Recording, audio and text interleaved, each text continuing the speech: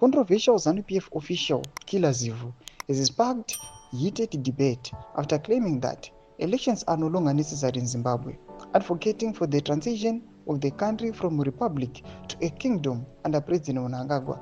Vakomana Killer Zivu amene ndovanoshandisa chikufunga vari kuuya vachiti panapa maelections asisiri necessary munyika yezimbabwe, panapa nyika yezimbabwe asisiri a republic, takufanira kuti tinoita kingdom, tingozwa kuti utungamiri unobva kufamily yekwaMnangagwa, kumadaughters ake kana kumasons ake. Panapa mashoko abuda akashamisa vanhu. Sanambira mashoko abuda nyingwa panapa mbwa subscribe or like or on the bell icon.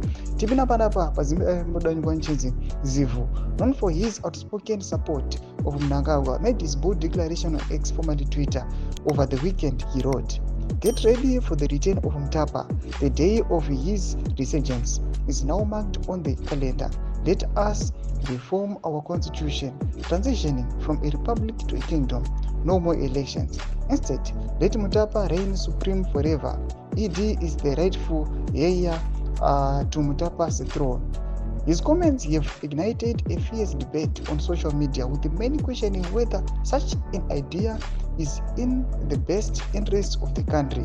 Zivu's call for the total abolition of elections and the establishment of a monarchy under Mnangagwa has drawn widespread criticism, as critics argue that it undermines democratic principles. Thomas Kwarubuda panapa vanhu abaya vakati aiwa vana Zivu vakomana ava havazivi zvavari kuita, vachiti maelections ngaatoswipiwa, ngaawipiwe off, ngaabve tite monarchy tifanane nedzimwe nyika aiwa dzamuziva vakaita sana Britain, vanongoziva ngoti aiwa utungamiri hunongobva kufamily yaMnangagwa. Tudze mafungiro enyu munoti kudii pamusoro pechitiko ichi nemashoko ari kuabuda achitaurwa panapa neKiller Zivu. Comment section menu kuti mafungiro enyu, subscribe or like, turn on the bell icon.